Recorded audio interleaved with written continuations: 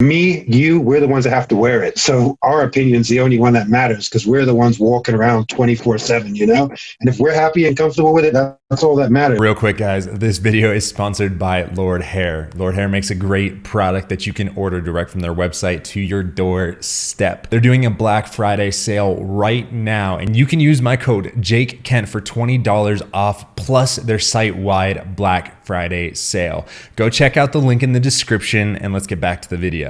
Also, guys, real quick, I want to let you know I messed up the recording of this video, so you're not going to see my face at all, but I feel this conversation is so important for you to hear that this video is going to run anyways. You're just going to see hair loss talk, his screen, him talking, but watch this thing all the way through. There's so many golden nuggets inside of this. Let's jump into the video. Welcome back, everybody. Today we have Jason from Hair System Talk, which is another channel on YouTube. Make sure to check him out. How you doing today, man? Yeah, I'm good, man. How you doing? You good? Oh man, I'm so good right now. Everybody, please remember to like, comment, subscribe, hit the notification bell down below. Helps us destigmatize hair loss, get this message out to more people. But let's jump into the video. So Jason, you got a channel, you're talking about hair systems, hair loss, all of this fun stuff. Can you take us back to the very start, like where hair loss, your journey with all this stuff started? Yeah, man, sure. So let's see, probably around, most of our ages, like 23, 24, it's kind of like that thinning on the top type deal. And it happens so gradual at that point in time, you don't really recognize it. It's just, because it's kind of accumulation of like years. But by like 27, 28, it was kind of like at that point where I was realizing I was like kind of brushing hair over. And the problem with that is basically around 23, 24, on top of kind of just having general bad genetics, because I do believe if you look at your dad, that's kind of like and he's 60, you kind of get a good idea of how you might be at 60, genetic wise. And on top of that, at 23, 22, I was doing steroids and so forth, and that just exacerbates the hair loss. So if you normally would lose your hair, let's say by your 30s, and you take a bunch of steroids, you're going to lose them by like 24, Is that it true? Just speeds that process up. It is 100% true. Wow, that's wild. If you look, have you ever followed any bodybuilding? Yes, I've followed bodybuilding, but I can't say that I've actually like looked into the fact that it causes hair loss earlier. So if you look on like a IFBB professional bodybuilding stage, you're going to notice like 8 out of 10 of them are completely bald.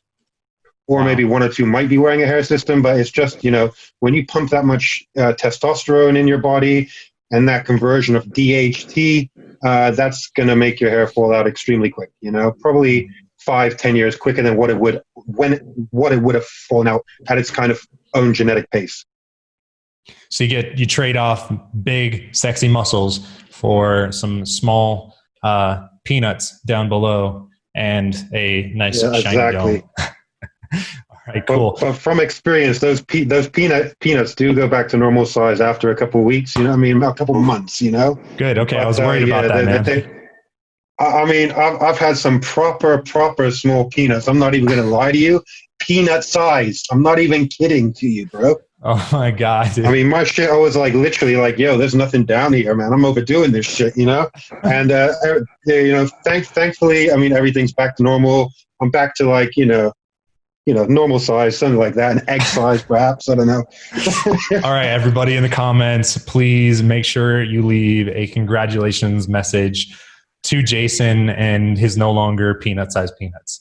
Well, cool. So let's get back on topic. That'll be another video for another day, but back on topic of, your hair loss. So that exacerbated your hair loss in your mid-20s into your late 20s. Now, what happened the rest of the journey? Like, how did we get where we are today? Okay, so I think you touched base on it on kind of your journey also. I remember even as far back as 5-6 years, I was seeing stuff about hair systems, you know what I mean? And again, like you said in your video, they were really expensive back then. And I always had like this stigma of like, man, but if I was driving in a convertible, would it fly off? Or, how's it staying on, And I never looked into it. And then it was always on my mind, especially over the last 2-3 years. I was like, I really wanted to do it. But the problem is, when you need to grow your sides and back out, I felt always embarrassed to want to grow that and then have nothing growing on the top, but sides and back growing really long. So I was like, oh man, people are going to laugh at me at work if I keep this, keep these sides and back growing for like 8 to 10 weeks. Right. So lockdown came around. We had like 4 months of like no going to work. And I was like, okay, well, if there's a better time, any good time, it's going to be now. No one's seen me for 4 months. I'll go back with a head of hair and no one's going to know the wiser. That's what I did. I love that. That's so good. That's something that I harped on for so long during COVID, and when things first started happening. People were like, "Oh man, I can't make the switch to wig, toupee, hair system, whatever you want to call it." And I was saying, like, this is a once in a lifetime opportunity for all of you that are scared, that you're afraid of the transition, you're afraid of what people might think. And I'm not saying you are scared of what other people might think, but like it was a once in a lifetime opportunity to make that transition so seamlessly. And still really kind of is, because we're still kind of quarantined and stuff. It's a chance that if people are willing to take it, it can be really the smoothest transition you're ever going to find in your life. But that's really interesting, man. Well, I'm glad that you went through with that, and you kind of followed your desire during quarantine. I mean, not that it's for me to say, but I think you look fantastic. I love how you look with your hair system. I think you do a great job on your channel talking about not only topics, but how you do tips, tricks, and also just like you're a very positive person. And I don't know, like, do you think that played into why you've been successful so far with hair systems and kind of making the transition? I just think people are going to watch whatever they like. You know what I mean? And there's nothing, I'll be honest, there's nothing I'm going to do that's going to be more impressive than anyone else. I'm just a normal guy just speaking to you on camera about what I've learned and, how that can help your journey. And it's nice if that I got an email from someone and they were like, wow, you and Jake, you put your name in this email also. You might know the email. And he sent pictures and he's like, you guys have persuaded me to do it. And I'm so happy I did. And that one message was worth like the 70, 80 hours worth of videos. You know what I mean? Yeah. It was just worth it because it's like this guy, I just feel like if it can just change someone's life in the smallest way, that it was all kind of worth it in the end, and if it picks up, it picks up. And if not, then I'm happy that this guy's, took the step into, experiencing what having a hair system is like. People will treat you differently. When you're bald, I'm not going to lie, you get treated differently than when you have hair. I've seen it firsthand, especially for me. I'm 6'3", 300 pounds, Dang, with a shaved head and tattoos and so forth. People look at me like differently than a more approachable, nicer guy with hair. Do you? So this is something that you've seen. I mean, was it immediate? Like as soon as you made this transformation, you started seeing and feeling that people were treating you different, as being less intimidating or less or stern. Sorry, is the right word, not steer. Yeah. Less intimidating, yes, like more sociable. I mean, like I work for a hotel company, and I work the night shift. I've been doing it for years. So, I see all types of people. But like the first few days after, I was noticing a bunch of older people, like in their 60s and 70s, coming up to me and having like nice long conversations. And when I had my shaved head and my tattoos and so forth, I would always get looked at like, okay, we'll just say hello and keep it moving. So in a way, it has, I've found nothing but benefit from getting the hair. At the same time, I have no problem for us to take the hair off and shave again. You've seen the picture with no hair. I could go either way, but I think while it's available and I can have all these types of hairstyles, I do like having that option. Yeah, for sure. Well, I mean, looks great, but yeah, man. So that's really, really good. I've kind of noticed the same thing in my journey. I found that before, I was using a hair system, and when I always kept my hair like very, very short, kind of, I don't even know what it's called, but like faded on the sides, just a tiny bit of length on top. Everyone thought that I was military or ex-military because I was relatively built. Like I take care of myself. I go to the gym every single day, had this short kind of hairstyle. And as a person, I'm a little bit more serious and like a little bit more intense. Like just the energy that I bring every single day is like focused. And just about everybody I met would ask me, they go, are you a military person, or like, are you ex-military? Were you raised as like an army brat? And I don't have any interaction with the military, but I just found it very fascinating that people would assume that right away. And on a more interesting basis, as soon as I started wearing a hair system, I started noticing, one, myself being more sociable and more comfortable around other people. But I think it was because of I felt more comfortable, but other people felt more comfortable around me, if that makes any sense, whatever. It's probably, the snake eating its own tail. Like, where does it really start? Is it because I'm more comfortable, or they're more comfortable that I'm more comfortable? But I did find it pretty profound. And I would say that, like, I've shown up better in my friendships and my relationships the more that I become comfortable with me, who I am, my identity, my look, and all of these things. Yeah, I think it's, I've heard some people say, that I speak with also, it's kind of like you have to love yourself in order to love other people.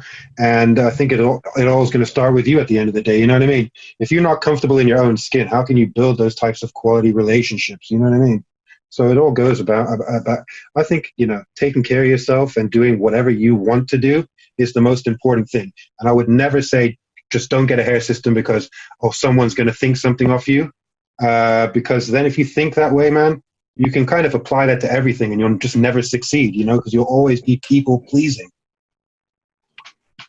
Which is impossible to do. I'm probably going to butcher the metaphor, right? But I think it's an old parable, right? Of a man and his son walking alongside a donkey, right? And they're on a long journey, and, they pass by someone and they say, why are you guys like walking? The donkey is meant for riding. And so they both get on the donkey, right? And they're walking, they're going down the street again. They come across somebody else. And this person says to them, why are you guys doing this? You're killing the donkey. Like, that's way too much weight. So they get off, right? And then another person passes them by and they say, wait, why are you making the child walk? They say this to the father. Why are you making your child walk? Like, put him on the donkey, save his energy. So child gets on. Next person passes by, said, are you serious? You're letting your father walk?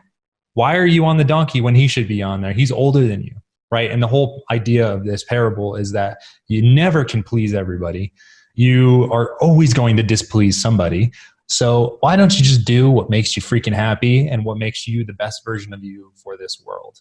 I don't know if you've experienced this with like some of the comments in your video or anything, but like I have people, so I've switched to this lighter density, different style. Have some people that are like, dude, that's the best look you've ever had.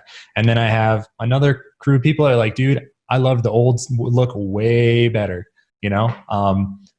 I can't let that affect me, because ultimately it's going to be me that has to live with me at the end of the day, right? 100% agree with that, man.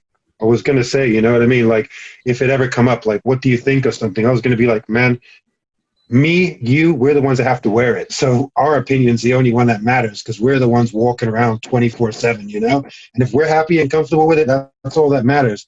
No one on that other side of the screen is walking around in my body for the next 24 hours to have a comment on like how I should be feeling. I appreciate and appreciate their advice, but it's what you want, you know what I mean? And what makes you happy. As long as it, you could have, someone could, for example, it's subjective, you know what I mean? One man's treasure is another man's trash, you know what I mean? It is what it is, you know what I mean? You will never win when it comes to people pleasing other people, And I've tried that for years. I wanted to be a people pleaser, and it just really it will just destroy you trying to be that kind of person, You'll never win. You'll never win. You'll never be happy. And, the true joy, which is something that you can a person can carry with them no matter what they're going through, whether it's a good or bad circumstance. Joy can be had throughout. That only comes from being truly who you are and being 100% comfortable with both the rewards and the consequences of that. And, the people that like you and the people that don't like you, and accepting all of that. So I mean, I think it's really important for people to hear that message repetitively. Excuse me. And normal things in life when it comes to like personal development, their careers, whatever, but also inside of this community when it comes to hair loss. Because I think a lot of men feel a lot of pressure to be or do something that they're not. Yes, so this is a thing also. It's like, look, none of us were like, hey, when we grow up, we want to have, receding or thinned out hair. You know what I mean? So there should be absolutely no shame in being able to do something about it. You know what I mean? If it was like we caused this, then okay, then fair enough. But I mean, this, it happens to everyone. It's happening now more than ever. You know what I mean? I don't know if there's something in the water or what, but I'm noticing everywhere I go, there's people starting to lose their hair, man. It's not no joke. Yeah, it's pretty interesting, man. It really is. Or it could be the reticular activator, right? Like when we focus on something, or when we get like the new car, or we become bald, we start seeing everybody who's balding, right? But maybe you're right. Maybe statistically, more people than ever are exhibiting, androgenic alopecia. It's possible. Well, man, I appreciate having you on. Is there anything you'd love to? I always try to give a chance to the person that I'm interviewing to kind of, give a few golden nuggets at the end, things that they would really like, the audience to take away, things that matter to them, tips, tricks, anything. Yeah, I'll leave it at this. Yeah. I think it's really important that you surround yourself with good people, because the good people are the ones that are really going to have your best interest at heart. Yeah. It's so easy in this kind of day and age to get caught up with Facebook friends, Twitter friends. You can count for me at least, I can count my best friends on less than 5 fingers. I would take a bullet for them and they'll take a bullet for me. That's just how I grew up, and if anyone had a comment, doesn't like my hair system, you can state your opinion. I could probably care less, but I do say, if you want to do it, take the step to do it. Don't worry about what people will think. Just do it for yourself. Either you're going to like it or you can just take it off and you're done. But I would give it a try. It's worked out wonderful for me. It's worked out wonderful for Jake. I like every one of your styles, to be fair. And other than that, I just think it's important just to kind of focus on yourself and stop worrying about what other people think of you. Amen. No better words have ever been said. I appreciate you taking the time, talking with, my audience here, and just giving them a little more insight into who you are, your life, your story with hair loss. And hopefully some of them connect to some of the things that you've been through and see themselves in that story. But thank you guys once again for watching this entire video. Make sure you go check out Jason's channel over Hair Loss Talk. I'll put a link in the video description below, and we will see you all soon.